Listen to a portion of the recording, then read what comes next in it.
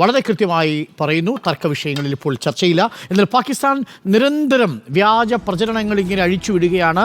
ആ വ്യാജ പ്രചരണങ്ങൾക്കൊന്നും തന്നെ അടിസ്ഥാനമില്ല എന്നുള്ള കാര്യം ഒരിക്കൽ കൂടി ഉറപ്പിക്കുകയാണ്. ഇരു രാജ്യങ്ങളും തമ്മിൽ വെടിനിർത്തൽ നിലവിൽ വന്നതിന് തൊട്ടു പിന്നാലെ പ്രതിരോധ മന്ത്രാലയത്തിൻ്റെ പ്രസ് ബ്രീഫിംഗിലും ആവർത്തിച്ചു പറയുന്നത് പാകിസ്ഥാൻ ഇന്ത്യക്കെതിരെ നുണപ്രചരണം നടത്തുകയാണ്. ഒരു പ്രൊപ്പഗാൻഡ പാകിസ്ഥാൻ ഇപ്പോൾ വ്യാജ പ്രചരണം അഴിച്ചുവിട്ടുകൊണ്ടിരിക്കുന്നു.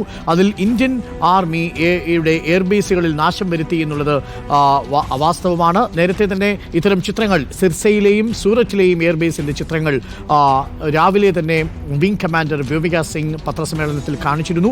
ഒരു പോറൽ പോലും ഈ എയർബേസുകൾക്ക് ഏറ്റിട്ടില്ല എന്നുള്ളതാണ് ഏറ്റവും പ്രധാനപ്പെട്ട കാര്യം.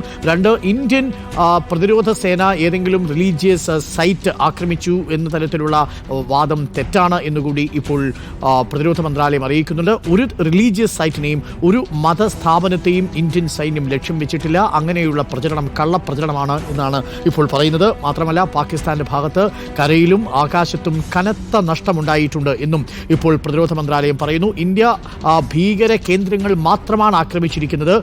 ചില എയർബേസുകൾ കൂടി നമുക്ക് നിവൃത്തിയില്ലാത്ത സാഹചര്യത്തിൽ നമ്മൾ ആക്രമിച്ചു. അതൊരു വലിയ വാണിംഗ് ആണ്. പാകിസ്ഥാൻ ഒരു താക്കീതുമായിട്ടാണ് പ്രതിരോധ മന്ത്രാലയത്തിൻ്റെ ഈ പ്രസ് മീറ്റ് അവസാനിച്ചിരിക്കുന്നത്. Any Pak misadventure will be met with serious response. വളരെ ഗൗരവമേറിയ ഒരു മറുപടി പാകിസ്ഥാന് നൽകാൻ നമ്മൾ തയ്യാറാണ്. അല്ലെങ്കിൽ ഇന്ത്യക്ക് വലിയ ശക്തമായ താക്കീത് പാകിസ്ഥാന് നൽകുന്നുണ്ട്.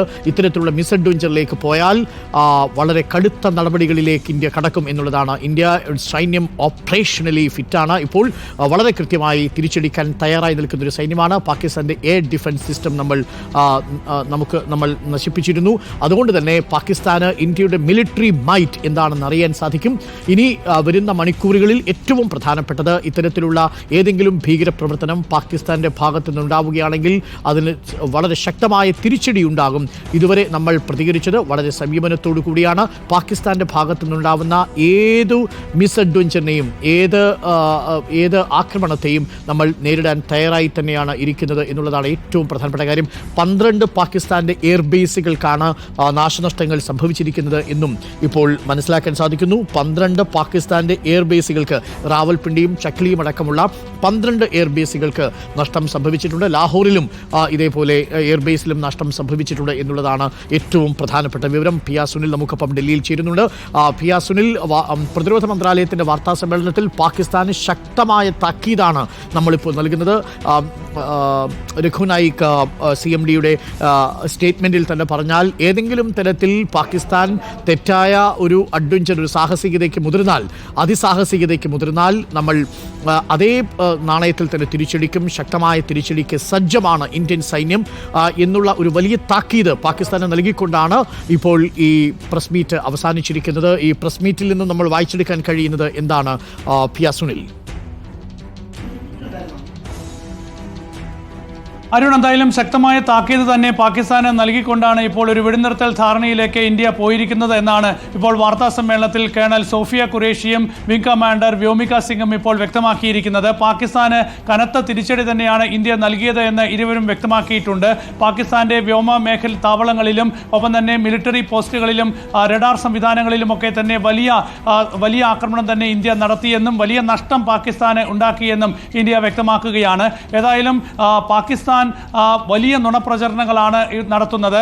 ഇന്ത്യയുടെ യുദ്ധവിമാനങ്ങൾ തകർത്തു എന്നതടക്കമുള്ള നുണപ്രചരണങ്ങൾ പാകിസ്ഥാൻ ആവർത്തിക്കുകയാണ്. മാത്രമല്ല, മസ്ജിദുകൾക്ക് നേരെ ഇന്ത്യ ആക്രമണം നടത്തി എന്ന ഒരു പ്രചരണം കൂടി പാകിസ്ഥാൻ നടത്തുകയാണ്. ഇന്ത്യ എന്നതൊരു മതേതര രാജ്യമാണ്. മതസ്ഥാപനങ്ങൾക്ക് നേരെ ആക്രമണം നടത്തുന്ന ഒരു നീക്കത്തിലേക്കും ഇന്ത്യ പോകില്ല. അപ്പോൾ മതേതര രാജ്യമായ ഇന്ത്യയുടെ ഐക്യത്തിന് വേണ്ടിയും അഖണ്ഡതയ്ക്ക് വേണ്ടിയും അത് കാത്തു സൂക്ഷിക്കാൻ ഏതറ്റം വരെയുമുള്ള നീക്കത്തിന് ഇന്ത്യൻ സേന തയ്യാറാണ് എന്നാണ് കേണൽ സോഫിയ ഖുറേഷി വ്യക്തമാക്കിയത്, വിംഗ് കമാൻഡർ വ്യോമിക സിംഗ് വ്യക്തമാക്കിയത്. അപ്പോൾ ഇന്ത്യൻ സേന വളരെ ശക്തമായ താക്കീത് തന്നെ ഏതായാലും ഇപ്പോൾ പാകിസ്ഥാന് നൽകുകയാണ്.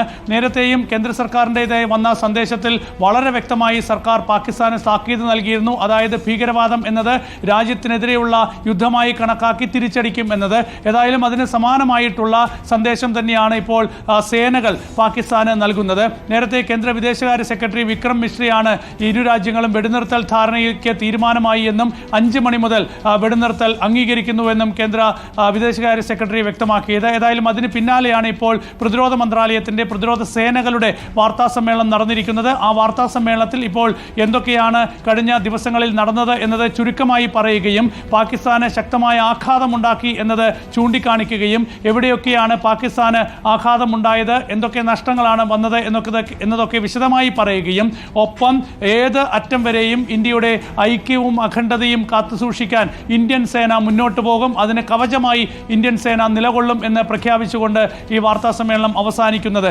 തീർച്ചയായും വലിയ താക്കീത് തന്നെ നൽകുന്നു. ഏതായാലും ഇന്ത്യയുടെ ഈ നിലപാടുകൾ അംഗീകരിക്കാൻ പാകിസ്ഥാൻ നിർബന്ധിതമാകും എന്ന കാര്യത്തിൽ യാതൊരു സംശയവുമില്ല. ഏതായാലും ഇനി പാകിസ്ഥാനുമായി നടക്കാൻ പോകുന്നത് സൈനിക തല ചർച്ചയാണ്. അപ്പോൾ മെയ് 12 മറ്റന്നാൾ നടക്കുന്നത് സൈനിക തല ചർച്ചയാണ്. അപ്പോൾ ആ ചർച്ചയിൽ തീർച്ചയായും ഈ ഒരു ശക്തമായ നിലപാട് തന്നെയായിരിക്കും ഇന്ത്യ സ്വീകരിക്കുക. ഏതെങ്കിലും വിധത്തിൽ ഇതിനൊക്കെ തന്നെ ലംഘനമാകുന്ന എന്തെങ്കിലും നീക്കം പാകിസ്ഥാന്റെ ഭാഗത്തു നിന്ന് ഉണ്ടാവുകയാണെങ്കിൽ ശക്തമായ പ്രഹരമുണ്ടാകും എന്ന് തന്നെ ഇന്ത്യ വ്യക്തമാക്കുകയാണ്. ഏതായാലും ആ ഒരു തീരുമാനം ഇന്ത്യ പ്രഖ്യാപിക്കുകയാണ്. അതിലും ഇപ്പോൾ പാകിസ്ഥാന്റെ DGMO ഇന്ത്യയെ വിളിക്കുന്നു. ആ വിളിച്ച് അഭ്യർത്ഥിക്കുന്നതിന്റെ അടിസ്ഥാനത്തിൽ തൽക്കാലം